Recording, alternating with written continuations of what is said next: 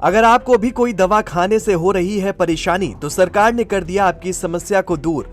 अब दवा की दुकान पर चस्पा होगा नया क्यूआर कोड और हेल्पलाइन नंबर। सरकार ने दिया बड़ा आदेश।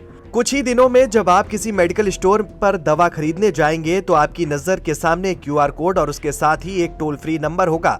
दिखने में ये भले ही एक साधारण सा कोड लगे, लेकिन इसके पीछे छिपा है सरकार का एक ऐसा बड़ा कदम जो आपकी सेहत से सीधे जुड़ा है। आखिर क्यों लगाया जा रहा है ये खास क्यूआर कोड और टोल फ्री नंबर, और इससे आम लोगों को क्या नया फायदा मिलने वाला है, आगे आपको वीडियो में बताएंगे। केंद्र सरकार ने दवाओं की निगरानी व्यवस्था को और मजबूत करने के लिए आम लोगों को सीधे इस सिस्टम से जोड़ने का फैसला किया है।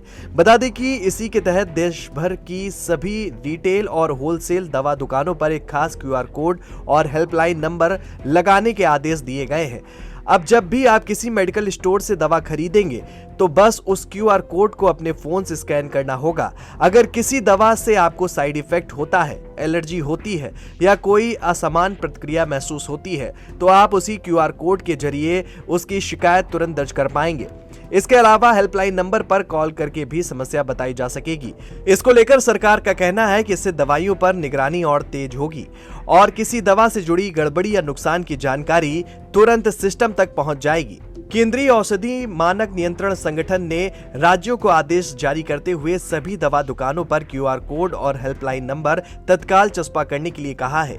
राज्यों से ये जानकारी मांगी गई है कि कितनी दुकानों में नया नियम लागू किया गया है। उन्हें चेतावनी दी गई है कि अगर कोई दुकानदार कोड को छिपा कर रखता है, काउंटर के अंदर रखता है या ऐसी जगह लगाता है जहां ग्राहक की नजर आसानी से ना पड़े, तो उस पर एक्शन लिया जाएगा। आदेश में राज्यों के ड्रग इंस्पेक्टरों से कहा गया है कि वे नियम की कड़ी निगरानी करें और सुनिश्चित करें कि सभी दुकानदार इसका पालन करें। क्यूआर कोड को स्कैन करके दवा से एलर्जी, खराब प्रतिक्रिया या साइड इफेक्ट की रिपोर्ट सीधे एडीआर निगरानी प्रणाली यानी कि ADRMS तक भेजी जा सकेगी।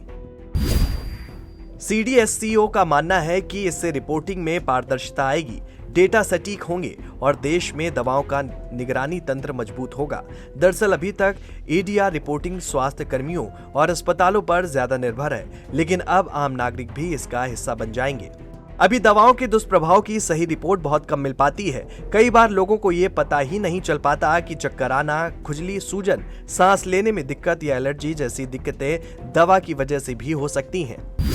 अगर क्यूआर कोड से शिकायत दर्ज करने की सुविधा मिलेगी तो गांव और शहरों से ज्यादा लोग आसानी से दुष्प्रभाव की रिपोर्ट कर पाएंगे। इससे दवाओं की गुणवत्ता और सुरक्षा का रियल टाइम डेटा मिल सकेगा।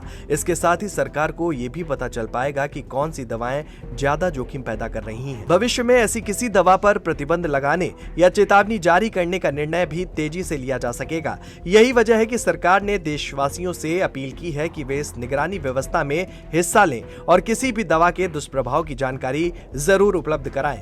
अब दवाओं की सुरक्षा में आम लोगों की भी सीधे हिस्सेदारी होगी।